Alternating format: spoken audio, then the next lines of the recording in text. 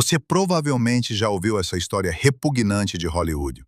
A atriz escandalosa tomou um monte de comprimidos, escorregou e desvanecia no esquecimento com a cabeça no vaso sanitário. O mundo inteiro riu desse desfecho por décadas. Mas essa é a mentira mais cínica da história do cinema. Na verdade, Lupe Vélez era um gênio técnico, cuja fenomenal plasticidade foi forçada por Hollywood a caber no estereótipo barato da mexicana histérica. Quando a indústria sugou tudo dela e fechou as portas para o grande cinema, ela deixou este mundo com uma beleza assustadora e perfeita, cercada de flores. Hoje, vamos desmascarar esse mito sensacionalista e descobrir como a máquina corporativa transforma uma pessoa viva em uma piada ambulante e depois rouba até o direito a uma morte digna. Quando essa jovem entrou para o cinema, a pesada câmera de estúdio mal conseguia acompanhá-la. Ela era aplaudida como um gênio técnico, mas logo os produtores perceberam. Uma complexidade orgânica vem de menos que um estereótipo simples e compreensível. Em poucos anos, sua plasticidade única foi reduzida a uma máscara nacionalista rasa. Fizeram-na interpretar a histeria étnica por tanto tempo que, no final, todos acreditaram que ela não sabia fazer mais nada. A história de Lupe Vélez é uma análise fria e documental de como funciona a máquina corporativa de criação de ídolos. Como ela pega um profissional complexo, extrai sua característica mais marcante e não convencional, transforma-a em um rótulo comercial e o cola permanentemente no rosto, sem deixar espaço para respirar. Para entender como exatamente o temperamento humano se torna uma prisão industrial, precisamos voltar àquela época, quando sua carreira estava apenas começando, quando sua velocidade ainda não havia sido encaixotada em um estereótipo. Ato 1. Velocidade e estática. Em 1927, chega às telas o filme de aventura O Gaúcho. Douglas Fairbanks, a estrela principal do gênero, rei do cinema de ação e um dos atores mais ágeis da época, escolhe como parceira uma jovem dançarina de 20 anos, desconhecida até então. Seu nome é Lupe Vélez. Na tela, ela faz o que poucas estreantes ousariam. Supera Fairbanks em seu próprio território. Não é através de um close dramático, de uma pausa profunda ou de um figurino chamativo, mas sim por meio de uma velocidade absoluta e contínua. Ela não apenas está na cena, ela a domina com o ritmo de seus movimentos, com uma dinâmica agressiva e reações imprevisíveis. Fairbanks, acostumado a ser o centro das atenções, é obrigado a dividir o espaço com uma atriz cuja energia não fica atrás da dele. Para entender o impacto dessa aparição, é preciso olhar para a textura do cinema mudo de Hollywood no final dos anos 20. O sistema de estúdios já havia estabelecido padrões rígidos de comportamento visual, especialmente para mulheres. As estrelas femininas existiam, na maioria das vezes, dentro de uma moldura estática. A câmera ainda era pesada e volumosa. A iluminação no set exigia precisão e imobilidade absoluta. Esperava-se que uma atriz de sucesso soubesse adotar uma pose vantajosa, suportasse a luz do estúdio e transmitisse emoção através de uma mímica lenta, controlada e precisa. O quadro era construído em torno de uma beleza congelada ou de um gesto teatral, deliberadamente contido. A era idolatrava divas lentas e enigmáticas, cujo magnetismo se baseava na distância e na pausa. Lupe Vélez quebra essa arquitetura estática apenas com sua presença. Sua organicidade na tela é, desde o início, construída sobre a comédia física e a constante cinética, cujas raízes estão nos espetáculos teatrais mexicanos. No palco, ela aprendeu a romper o espaço com energia, e no cinema, ela leva esse mesmo princípio. Ela entra em cena não para congelar diante da câmera, mas para agir.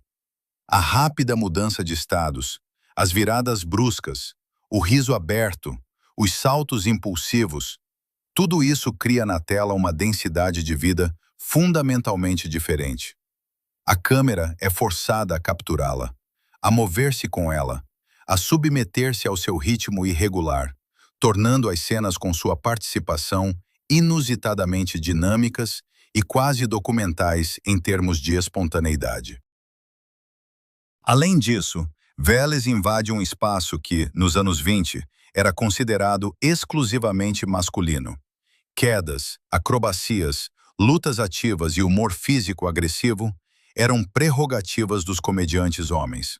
As mulheres em filmes de aventura e comédia geralmente desempenhavam o papel de observadoras, vítimas que precisavam ser salvas, ou objetos românticos que apenas reagiam às ações do herói.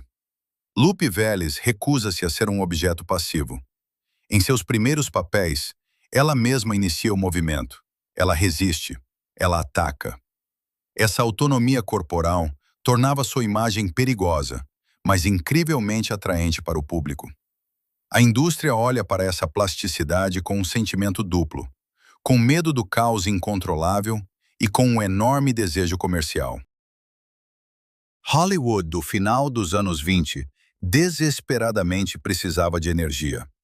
A era pós-guerra, o jazz, a destruição dos ideais vitorianos e a aceleração geral do ritmo de vida exigiam novos rostos que pudessem incorporar essa velocidade na tela. Vélez oferecia exatamente isso. Sua vitalidade não parecia um truque de atuação aprendido academicamente, mas sim uma força fisiológica crua e autêntica, impossível de ser imitada artificialmente em um estúdio. Nesse curto período, sua velocidade é sua principal arma profissional, e não motivo de caricatura. No cinema mudo, completamente desprovido de diálogo, o corpo do ator é o único texto que transmite significado. O texto de Lupe Vélez era lido instantaneamente e sem erro por espectadores de todas as idades e culturas. Ela podia interpretar um episódio cômico complexo exclusivamente através da plasticidade, quase sem precisar de intertítulos explicativos. Sua forma física, aprimorada por anos de exaustiva prática de dança, permitia-lhe cair, levantar-se, desviar-se e atacar com precisão acrobática, mantendo um timing perfeito.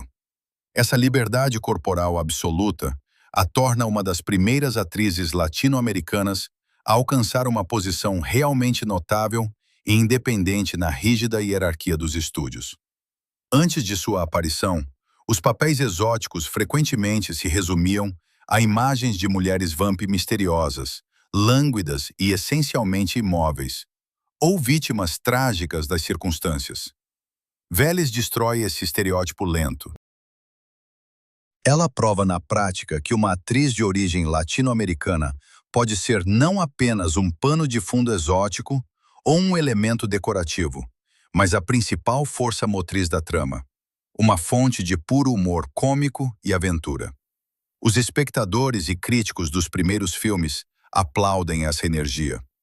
Nas resenhas iniciais, ela é chamada de descoberta industrial. Destacam sua contagiosidade, magnetismo e senso de ritmo único. Nesse momento, ninguém ainda reduz seu talento a clichês nacionais. Discute-se sua técnica de atuação, sua capacidade de manter a atenção do público sem uma única palavra pronunciada. Ela trabalha em pé de igualdade com as principais estrelas da época, porque sua dinâmica é universal. O humor físico é compreensível em qualquer parte do mundo sem tradução, e seu rosto e gestos são suficientes para conduzir linhas inteiras de enredo. No entanto, é exatamente aqui, no ponto de máximo reconhecimento de sua organicidade, que se estabelece discretamente o alicerce de sua futura armadilha profissional. O segredo de seu sucesso inicial estava no fato de que ela interpretava um caos complexo, que exigia uma enorme disciplina interna. Parecer impulsiva, natural e absolutamente incontrolável na tela é uma tarefa técnica das mais difíceis. Quando Charlie Chaplin ou Buster Keaton realizavam truques físicos complexos, a imprensa chamava isso de genialidade na direção do corpo. Quando Lupe Velez fazia o mesmo, os publicitários dos estúdios começaram a chamar isso de instinto natural. Hollywood não gosta de explicações complicadas para emoções simples. O sistema de estúdios opera sob o princípio de uma linha de montagem fabril. Se uma certa característica de um ator gera lucro, essa característica deve ser isolada, rotulada de forma compreensível e colocada em produção em massa. A física única de Lupe Velez, sua vitalidade na tela e técnica profissional, eram complexas demais para a produção em massa em sua forma original. Para vender essa energia de forma consistente de filme em filme, a indústria precisava encontrar uma explicação mais simples, rapidamente compreensível e que não exigisse esforços dramáticos. Os produtores notam que o público em massa reage mais ativamente aos momentos de maior tensão emocional e física dela. Sua capacidade de passar instantaneamente da calma à explosão torna-se sua principal característica comercial. Mas em vez de desenvolver esse alcance, oferecendo-lhe desafios dramáticos complexos, os estúdios tomam uma decisão óbvia, mas destrutiva para ela. Eles decretam que sua velocidade na tela não precisa mais de motivação interna.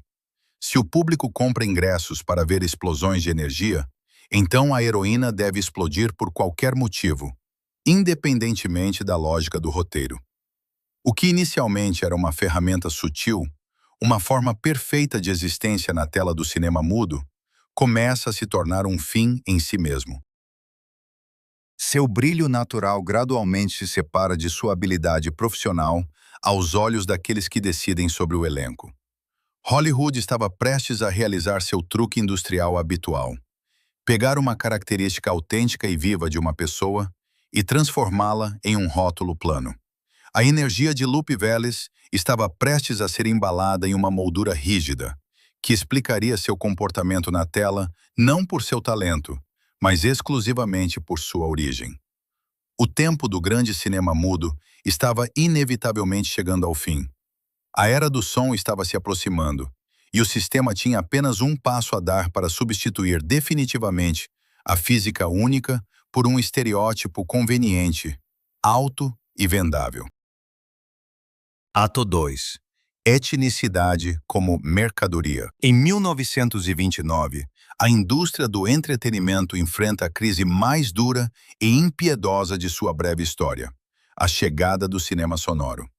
As grandes estrelas do cinema mudo, cujos rostos arrecadavam milhões de dólares, formam filas para testes de microfone que, em um único dia, destroem dezenas de carreiras de longa data.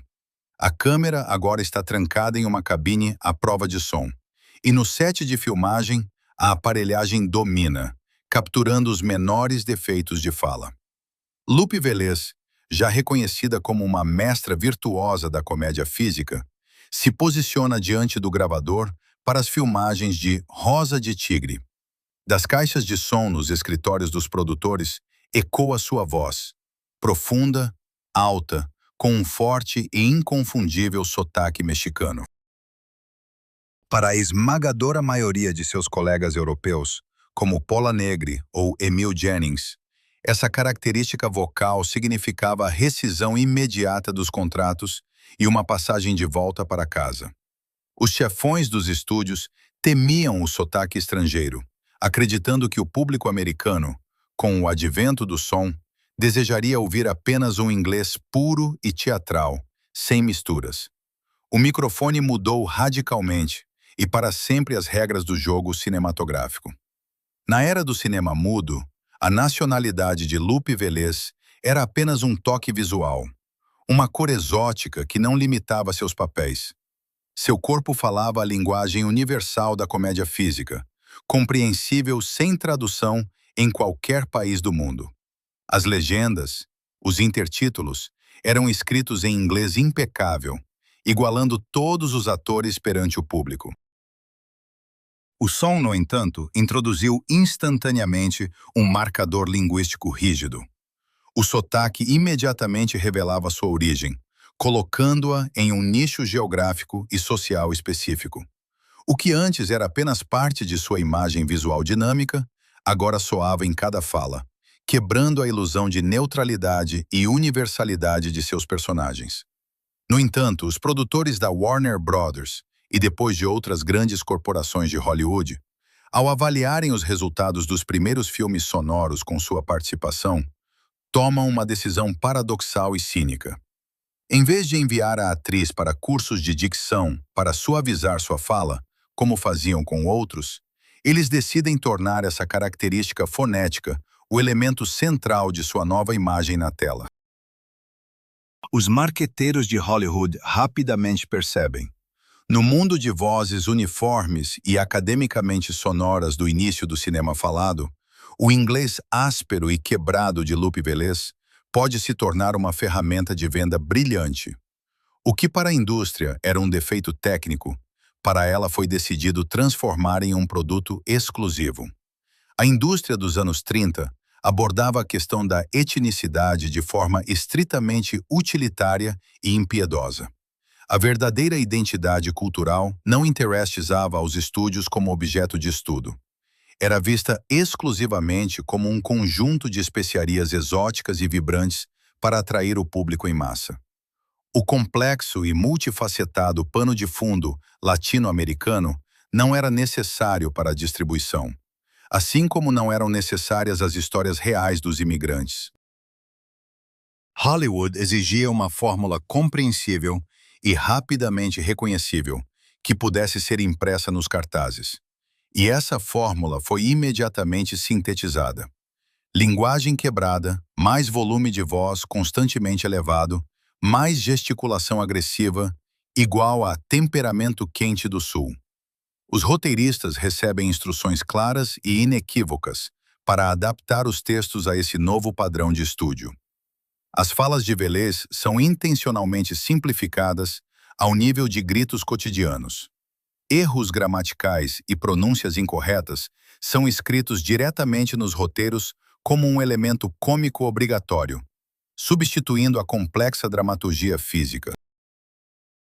Em seus monólogos, começam a inserir artificialmente, e muitas vezes fora de contexto, exclamações espanholas aleatórias, para lembrar o público a cada minuto de sua estranheza.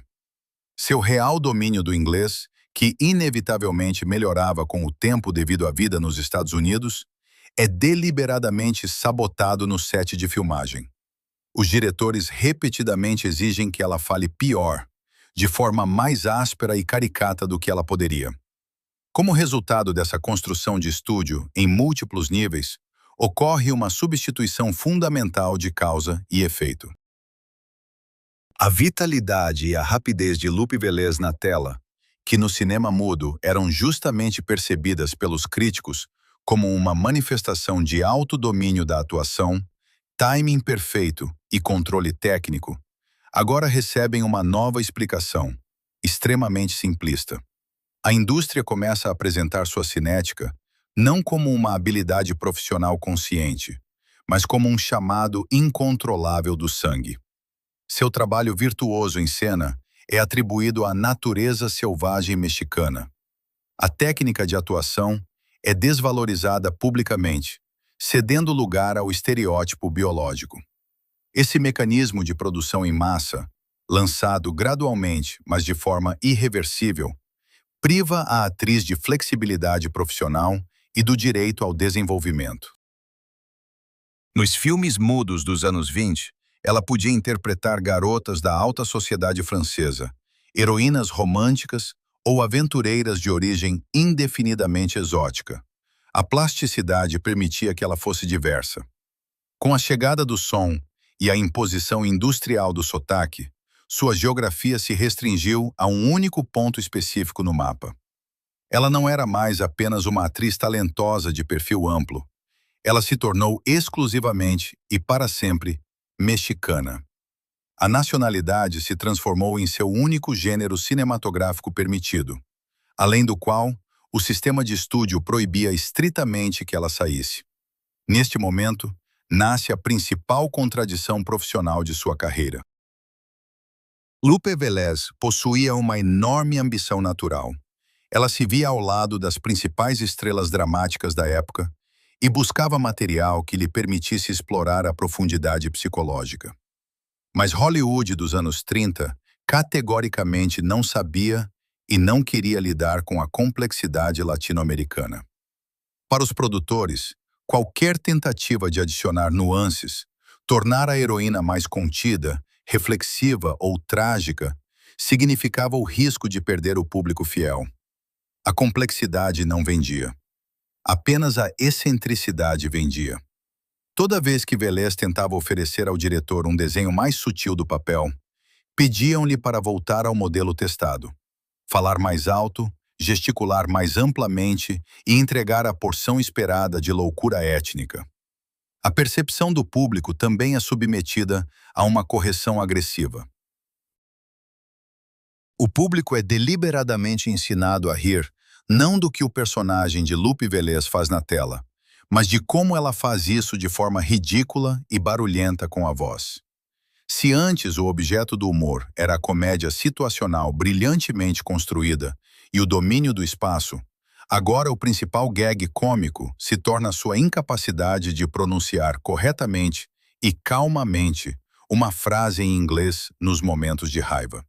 A comédia sutil do domínio físico degrada ao nível de uma caricatura cultural direta, onde o riso é provocado pela própria tentativa da estrangeira de existir na realidade americana civilizada. Os departamentos de publicidade e relações públicas dos estúdios cimentam definitivamente essa imagem, levando-a muito além das telas de cinema. Releases de imprensa, escritos por redatores internos, sem qualquer participação da própria atriz, deixam de mencionar completamente sua experiência teatral, seus anos de exaustivos ensaios de dança e o trabalho árduo no ritmo dos papéis. Novos epítetos padronizados são introduzidos. Em artigos de jornal e pôsteres, ela é chamada de vulcânica, indomável, comparada à comida picante e catástrofes naturais repentinas. A indústria forma metódica e friamente um léxico público, no qual uma mulher viva é descrita mais como um desastre natural do que como uma profissional do cinema em atividade. Hollywood cumpriu brilhantemente sua tarefa comercial. Não apenas preservou um ativo valioso durante a transição catastrófica para o cinema sonoro, mas o embalou em um produto compreensível, previsível e absolutamente seguro para o gosto das massas. A etnicidade como mercadoria tornou-se sua armadura protetora, permitindo-lhe sobreviver à crise de 1929 e permanecer na profissão. Mas, ao mesmo tempo, essa mesma etnicidade se transformou em uma parede intransponível. As primeiras bilheteiras dos filmes sonoros confirmavam que o público gostava incondicionalmente desse temperamento alto e simplificado ao extremo. A atriz obteve garantia de emprego e assinou novos contratos lucrativos. Mas esses papéis continham uma condição tácita assustadora. Agora, ela teria que vestir essa máscara nacional plana repetidamente, de filme em filme, até que a indústria a tornasse definitivamente refém de seu próprio sucesso. Otto Três, Temperamento Mexicano. Em 1939, a RKO Pictures lança a comédia A Garota do México. Um típico projeto de categoria B, filmado com orçamento mínimo, em poucas semanas, apenas para preencher sessões duplas em cinemas de cidades pequenas. Lupe Velez é escalada como Carmelita Fuentes, uma cantora excêntrica cujo principal conflito dramático é o choque constante entre seu temperamento latino e a sociedade americana conservadora. O filme era para ser um lançamento passageiro, mas, inesperadamente, torna-se um sucesso de bilheteira. A reação do estúdio é imediata. Não só encomendam uma sequência direta, como transformam a história em uma linha de produção contínua. Nasce a franquia Temperamento Mexicano. A fórmula desse ciclo cinematográfico é calculada com precisão matemática e quase não muda de filme para filme. Os roteiros seguem um padrão rígido. A personagem de Velez sempre acaba em uma sociedade anglófona respeitável, Inevitavelmente entende errado alguma convenção social complexa, perde o controle e causa um escândalo monumental. A comédia se apoia na pura histeria. As piadas giram em torno de como ela confunde expressões idiomáticas em inglês, quebra objetos caros ou reage com agressividade à polidez americana. O riso vem de vasos voando contra paredes, rajadas de insultos em espanglês e uma agitação exagerada, quase cartunesca. A complexa plasticidade de seus primeiros anos é reduzida a uma série de gags previsíveis e abruptos. A histeria não acompanha mais a trama. Ela se torna a única trama desses filmes. O paradoxo é que o sucesso comercial sem precedentes da nova franquia de comédia se torna uma sentença profissional fatal para a atriz. Para a contabilidade do estúdio, a bilheteira consistentemente alta significa que encontraram o produto de entretenimento perfeito, que é proibido mudar. O público vota com dólares pela escandalosa Carmelita, e a indústria deve fornecer essa Carmelita incessantemente. Para Lupe Velez, esse triunfo financeiro fecha a porta para o grande cinema. Cada ingresso vendido para mais um filme da série Temperamento Mexicano aumenta sua conta bancária, mas torna suas chances de interpretar algo diferente cada vez mais ilusórias. A produção cinematográfica em série exige um aumento constante de intensidade. O que fazia o público rir no primeiro filme, no segundo já parece comum, e no terceiro, abertamente entediante. Para manter a atenção do público, exigem de Lupe Velez uma inflação contínua de suas próprias técnicas de atuação. Quanto mais a franquia dura, mais amplos se tornam seus gestos na tela. Mais agudo e alto soa sua voz. Mais ininteligível e caricatural se torna seu sotaque. Ela é forçada a interpretar uma paródia de si mesma. Nuances de reação, subtons de significado e pausas dramáticas são completamente eliminados na direção. A atriz precisa aumentar o volume ao máximo em cada cena, transformando a personagem em uma anedota nacional unidimensional. Esse processo inevitavelmente e fatalmente altera a percepção da própria indústria de Hollywood. Diretores sérios e agentes de elenco deixam de ver por trás dessa máscara barulhenta uma profissional tecnicamente habilidosa. Quando uma atriz, ano após ano, cena após cena, representa magistralmente um colapso incontrolável, grita e gesticula, a comunidade profissional começa a acreditar na ilusão criada. Surge um equívoco industrial. Os produtores concluem que ela não está atuando.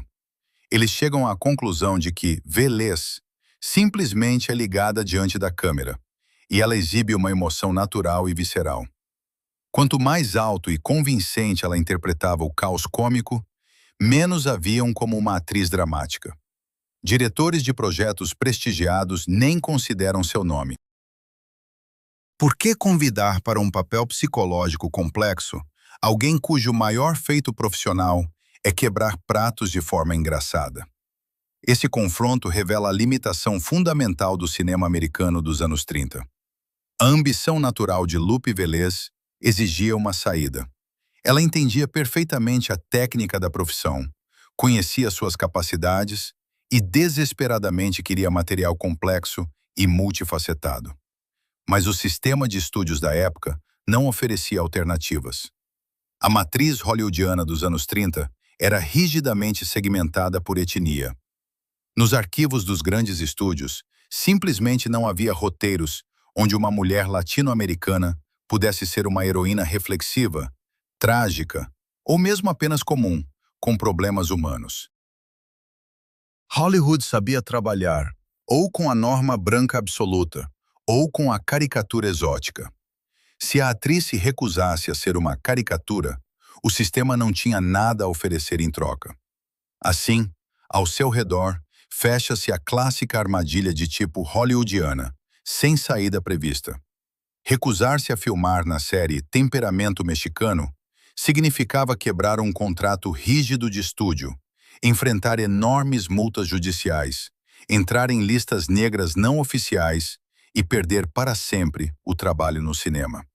Concordar em continuar filmando significava destruir voluntariamente sua reputação aos olhos dos críticos. Era uma escolha entre o desemprego imediato e a degradação profissional lenta. Lupe Velez, como a maioria das estrelas contratuais da época, reféns de seu próprio sucesso, escolhe o trabalho. Ela obedientemente veste a máscara oferecida, decora frases em inglês distorcidas e, ao comando "ação", começa a gritar.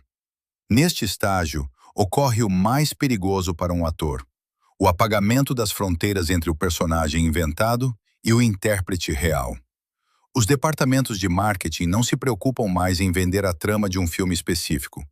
Nos cartazes, o nome da atriz começa a ser impresso muito maior do que o título do filme, e o próprio título, Temperamento Mexicano, se transforma em seu segundo nome oficial. Ao público não é oferecida apenas uma comédia de situações, mas uma atração estável, onde Lupe Velez se comportará exatamente conforme o esperado. Ocorre uma fusão total. A indústria vende não a fictícia Carmelita Fuentes, mas a própria Lupe Velez, em um estado de loucura controlada na tela. O rótulo comercial se fixa definitivamente em seu rosto. Mas a ilusão cinematográfica de tal magnitude requer constante alimentação com fatos da realidade. Para que os ingressos para a 10ª comédia sobre a estrangeira histérica continuem vendendo bem, era crucial para os estúdios convencer o público de que a imagem na tela coincidia completamente com sua verdadeira personalidade. A máquina de marketing precisava de provas de que esse temperamento selvagem e explosivo não se desligava após sair do set. E a maneira mais simples de fornecer essas provas ao público era permitir que os tabloides invadissem a vida privada da atriz sem restrições, para que os jornalistas pudessem encontrar ali a mesma caricatura conveniente e vendável. Ato 4. Espetáculo fora dos holofotes. Em 1933, Lupe Velez se casa com o nadador e ator Johnny Weissmuller. Weissmuller havia acabado de estrelar a adaptação de Tarzan e se tornara uma das estrelas principais da MGM, encarnando na tela uma força física primitiva e uma masculinidade lacônica. O casamento dos dois atores mais expressivos, atléticos e dinâmicos de Hollywood rapidamente se torna o alvo principal dos repórteres de fofocas. Os jornalistas tinham em mãos o material perfeito: a união do herói silencioso das selvas com a mulher que a indústria cinematográfica já vendia com sucesso ao público como uma força sulista incontrolável. A partir desse momento, a vida pessoal de Lupe Velez deixa de pertencer a ela e se transforma em um espetáculo público, cujo roteiro é escrito diariamente pelos autores dos tabloides. A cobertura desse casamento na imprensa segue as regras bem definidas do gênero sensacionalista. Os repórteres não se limitam a registrar fatos da vida em comum ou as inevitáveis desavenças domésticas dos cônjuges. Eles descrevem deliberadamente o relacionamento deles, exclusivamente com a linguagem dos papéis cinematográficos de Velez. Cada briga na casa de Weissmuller e Velez é apresentada nos jornais como um escândalo grandioso e teatral, com quebra de pratos, e cada reconciliação como um ato de paixão animal intensa. Os jornalistas usam exatamente os mesmos epítetos que os marqueteiros de suas comédias: mexicana explosiva, vulcão indomável, gata selvagem. Qualquer conflito familiar, por mais trivial que seja, é amplificado nas páginas dos jornais e estilizado como uma cena típica de uma franquia interminável sobre a mexicana temperamental. Esse mecanismo incessante da imprensa amarela realiza um trabalho crucial para o sistema dos estúdios. Ele legitima a caricatura cinematográfica criada na realidade. Ao ler os jornais matinais, o público em massa se convence de que os produtores não inventam nada em seus filmes. Os tabloides formam uma opinião sólida e extremamente lucrativa para a indústria. Velez se comporta na vida exatamente como diante das câmeras. Isso apaga qualquer fronteira entre o personagem cômico fictício e a pessoa real. Se a atriz faz escândalos, gesticula e discute agressivamente com o marido em sua sala de estar, significa que no set de filmagem ela não está atuando. Ela está apenas demonstrando sua essência natural, étnica. A técnica de atuação virtuosa, aos olhos do público, é completamente anulada, substituída por um estereótipo biológico grosseiro. Os estúdios de cinema entendem perfeitamente o lucro financeiro dessa fusão midiática e não fazem nada para proteger sua estrela da atenção agressiva dos fotógrafos. Pelo contrário, as constantes publicações escandalosas sobre o casamento tumultuado funcionam como uma campanha publicitária gratuita e incrivelmente eficaz para futuros lançamentos de bilheteira.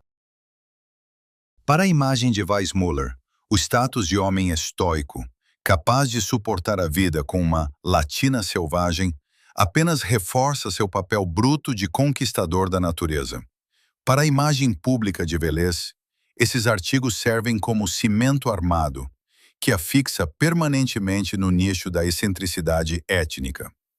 A indústria alegremente permite que a imprensa transforme sua vida privada em um segundo set de filmagem não oficial, onde as câmeras nunca se desligam e pelo qual não é necessário pagar cachês. Como resultado, Lupe Velez perde o direito fundamental à privacidade sem um tom caricatural. Crises comuns a qualquer casamento complicado, cansaço, ciúmes ou irritação, ao serem capturados pelas lentes dos repórteres, são imediatamente embalados nos estreitos limites do estereótipo nacional. Ela perde o direito de ser apenas uma mulher chateada ou cansada. Aos olhos da sociedade, ela deve ser a furiosa mexicana, 24 horas por dia. O público começa a consumir notícias sobre sua família como uma espécie de reality show, cinicamente esperando sempre novas confirmações de sua instabilidade. Os jornalistas criam um círculo fechado e implacável. Eles perseguem e provocam a atriz a reações bruscas, e depois vendem essas reações como prova irrefutável de seu temperamento explosivo incontrolável. Essa fusão total do rótulo cinematográfico com a biografia real desencadeia processos destrutivos para seu status profissional. A opinião de diretores e produtores sérios sobre a atriz é formada não apenas ao assistir ao material filmado, mas também ao ler as colunas sociais matinais. Quando a vida pessoal de alguém é descrita por anos como uma comédia barata de situações, a elite da indústria começa a perceber essa pessoa exclusivamente nesse gênero inferior. O barulho dos tabloides, que a imprensa cercou Lupe Velez, começa a abafar suas próprias ambições e exigências para o desenvolvimento de sua carreira. E quando ela decidir usar seu peso de estrela para finalmente exigir de Hollywood um material dramatúrgico complexo, ela se deparará com um sistema que já acreditou em seu próprio mito e estabeleceu definitivamente seu teto profissional. Ato 5. Proibição da complexidade. Em 1938, Lupe Velez toma uma decisão profissional inusitada. Ela deixa temporariamente Hollywood e vai para o México para filmar La Sandunga. Não é apenas uma mudança de cenário, mas um passo consciente em direção a um material completamente diferente. O filme é um drama nacional profundo, desprovido do brilho habitual de Hollywood. Velez assume o papel principal, exigindo uma afinação psicológica delicada, trabalho com nuances trágicas e reações humanas complexas. No set na Cidade do México, ela é tratada não como uma fornecedora de gags cômicos baratos, mas como uma grande atriz séria, capaz de manter longas pausas dramáticas. O filme é um grande sucesso com o público local e críticos especializados, provando na prática que seu alcance na tela vai muito além de gritos altos e pratos quebrados. No entanto, ao retornar a Los Angeles, esse triunfo criativo não causa absolutamente nenhuma impressão no sistema de estúdios americano. Velez traz consigo uma prova incontestável de sua competência profissional no gênero dramático. Mas os produtores de Hollywood nem sequer consideram esse argumento. Para a liderança das corporações, o sucesso do filme mexicano em espanhol não existe dentro do sistema de coordenadas financeiras deles. Quando ela entra nos escritórios dos chefes de estúdio pedindo um roteiro comparável a La Sandunga, oferecem-lhe mais uma variação da barulhenta Carmelita, que mal fala inglês. Hollywood deixa claro que o ingresso para o cinema sério e prestigiado está fechado para ela para sempre, independentemente de suas reais habilidades de atuação. Essa recusa revela um problema fundamental do cinema americano dos anos 30. O sistema de estúdios da Era de Ouro construiu uma hierarquia de gêneros rígida, onde dramas prestigiados, épicos históricos grandiosos e thrillers psicológicos complexos eram reservados exclusivamente para atores brancos de língua inglesa.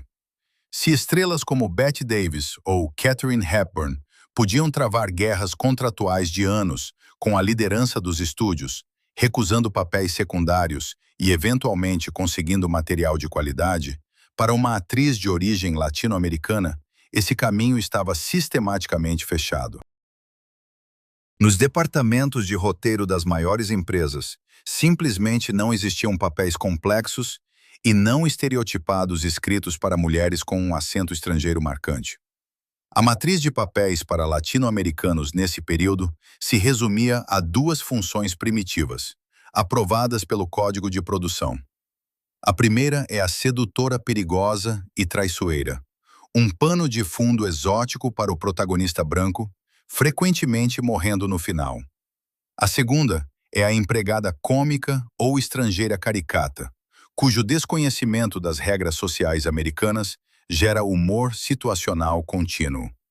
Um terceiro tipo, uma mulher normal com um mundo interior complexo, cuja nacionalidade não seria o principal e único motor da trama, a indústria não produzia de forma alguma.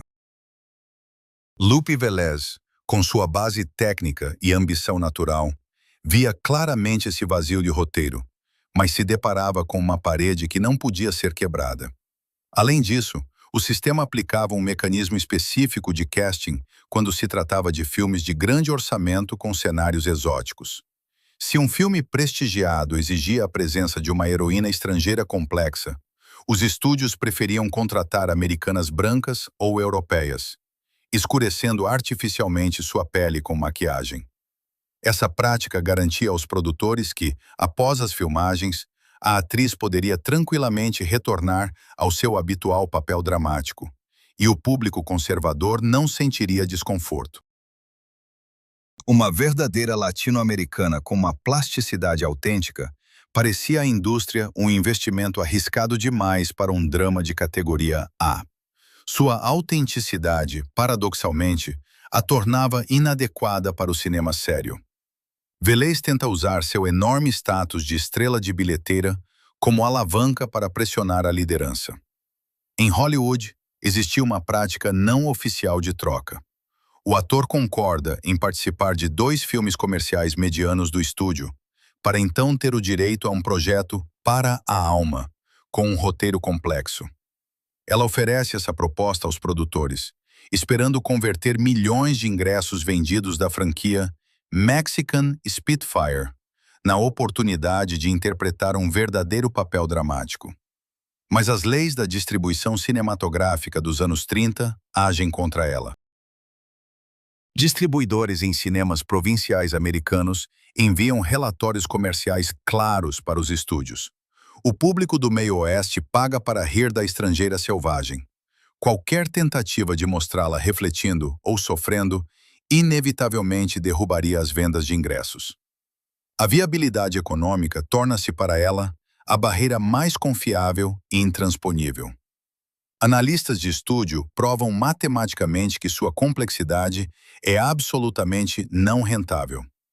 A indústria está disposta a pagar-lhe cachês colossais, fornecer os melhores estúdios para suas intermináveis comédias, mas categoricamente proíbe que ela mude seu registro de atuação.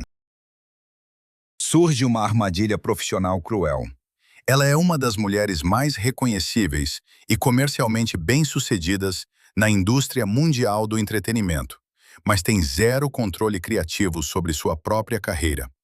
Seu status de estrela não expande suas possibilidades, mas, ao contrário, torna a gaiola do estúdio ainda mais apertada e sólida.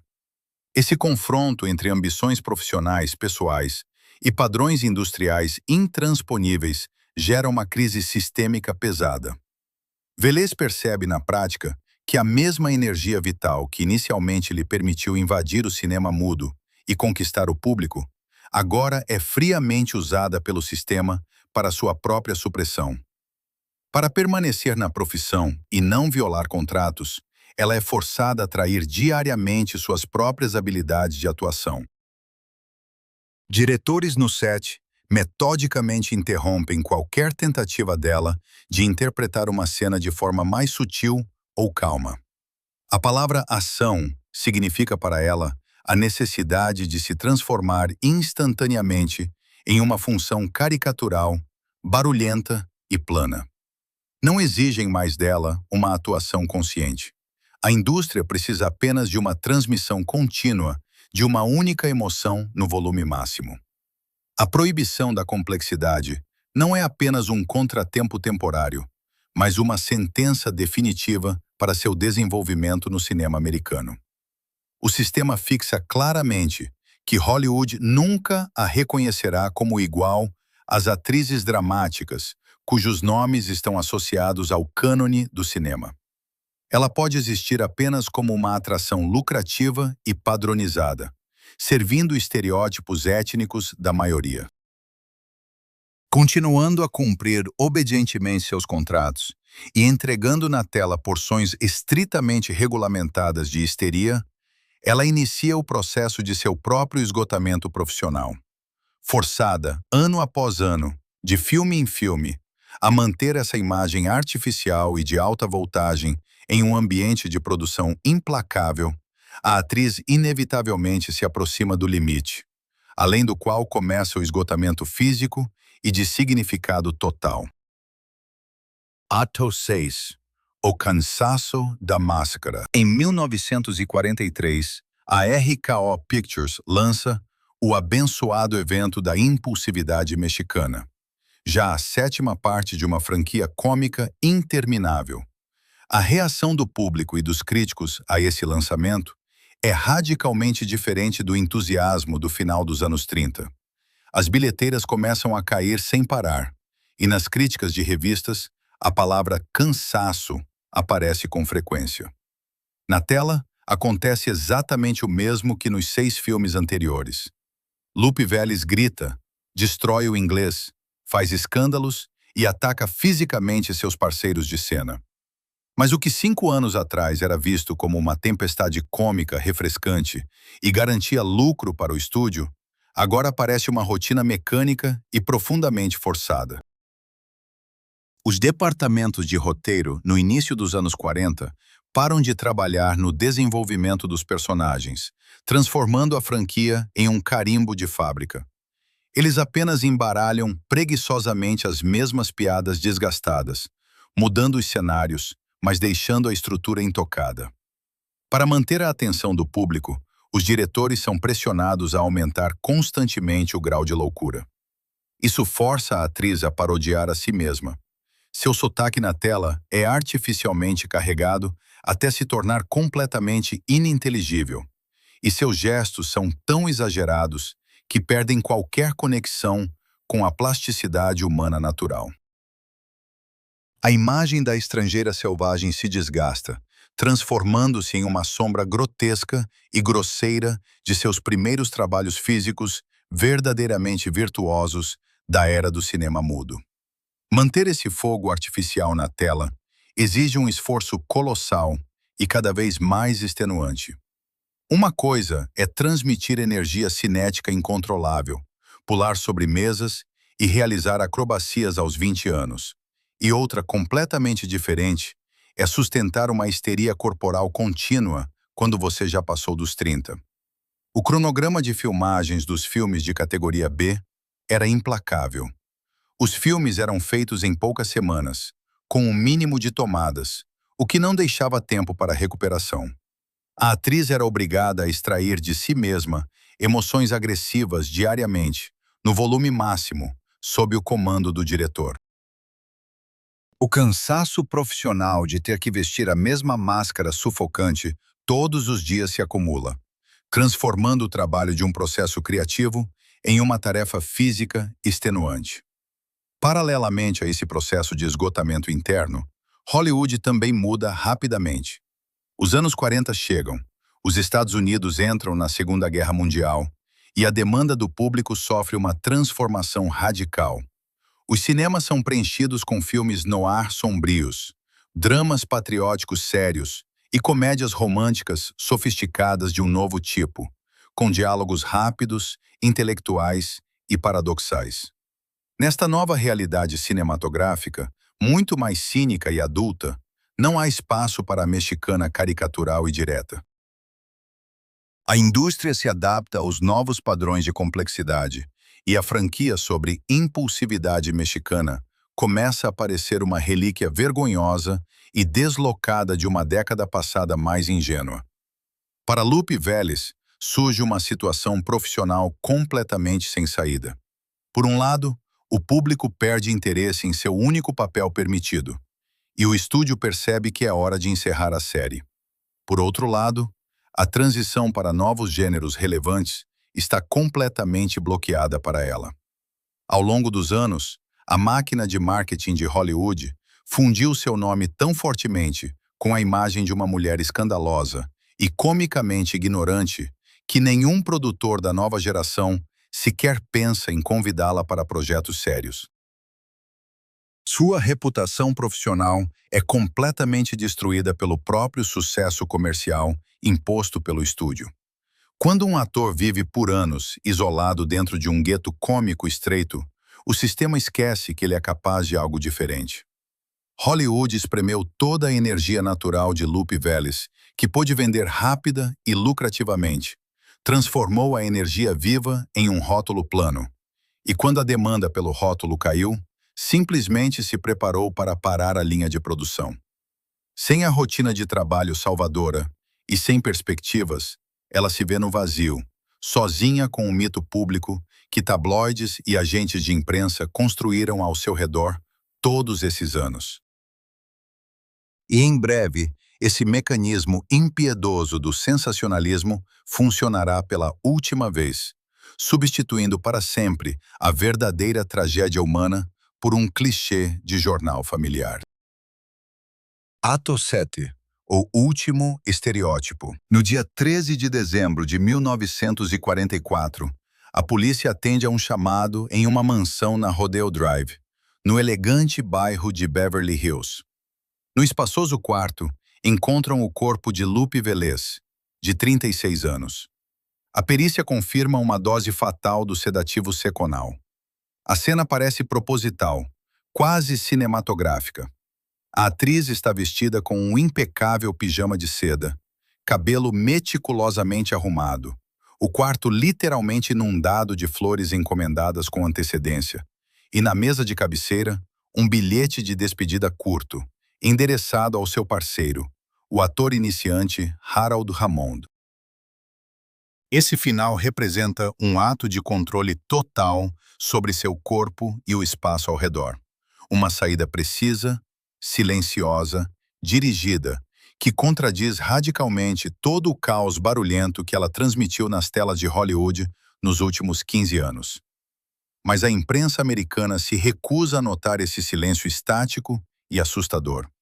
Os jornais da manhã, os primeiros a publicar a notícia urgente da morte da estrela, imediatamente recorrem ao vocabulário de marketing familiar do estúdio RKO Pictures. As manchetes dos tabloides não falam sobre a profunda crise humana. Elas relatam o último, mais insano ato da fúria mexicana.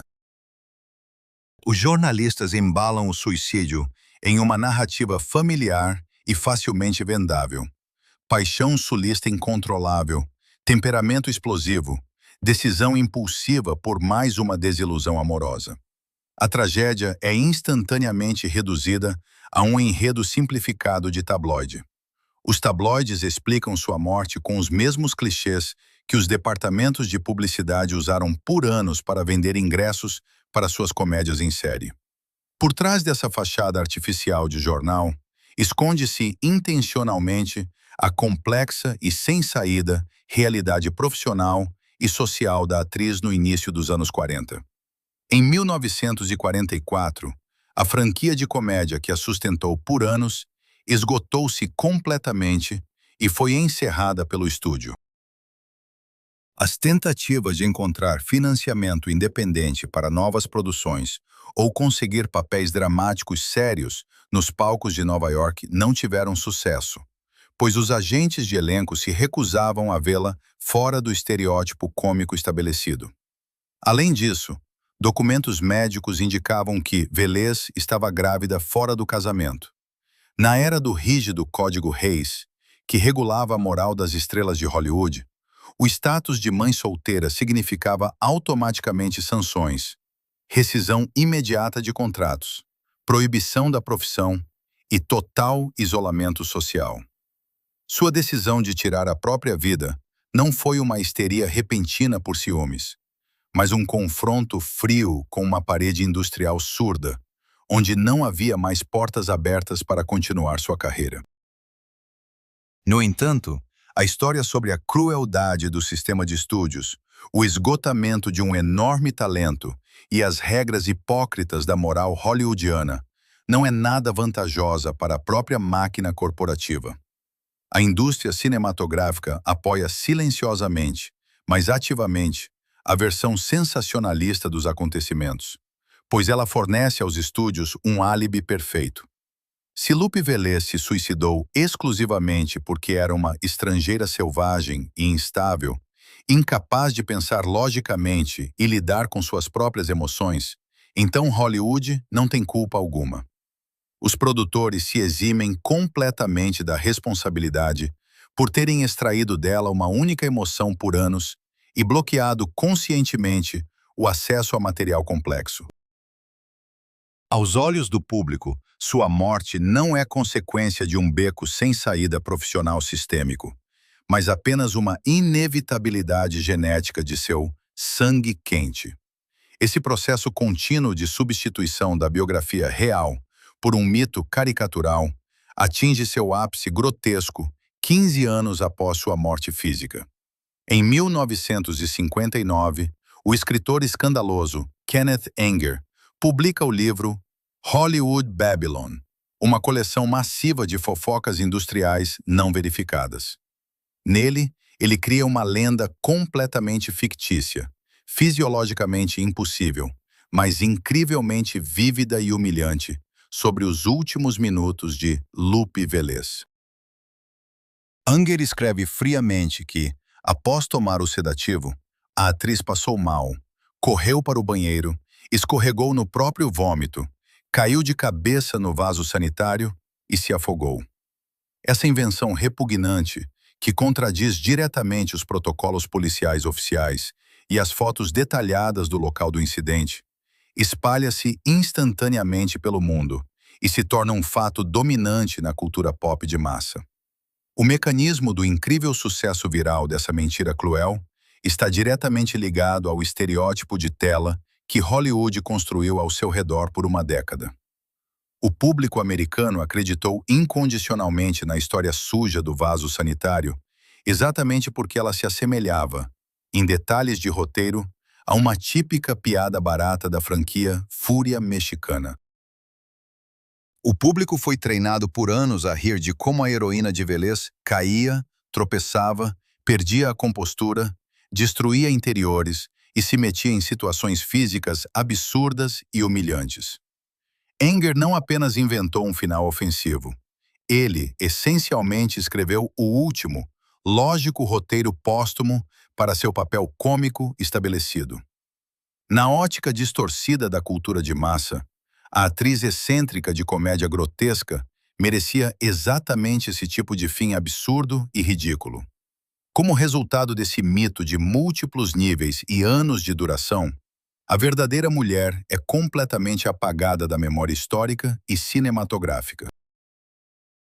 Aquela atriz talentosa que, nos anos 20, invadiu o cinema mudo com uma liberdade plástica sem precedentes, que dividiu a tela em pé de igualdade com grandes estrelas do gênero físico e se tornou uma das primeiras figuras latino-americanas a alcançar real influência financeira na hierarquia dos estúdios.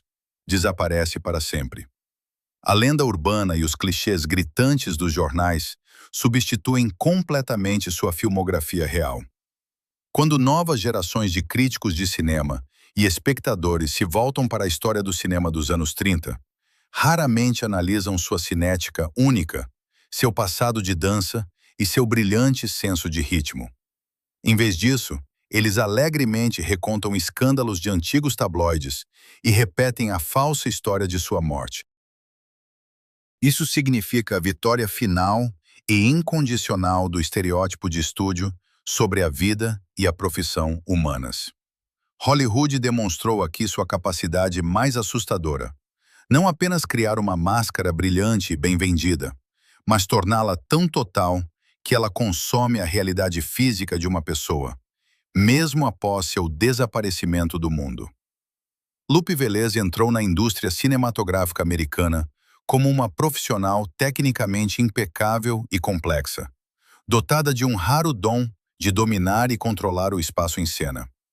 Mas o enorme sistema decidiu que uma caricatura primitiva vendia mais rápido e de forma mais confiável, e metodicamente a transformou em uma piada nacional ambulante, até que essa piada substituiu seu próprio obituário.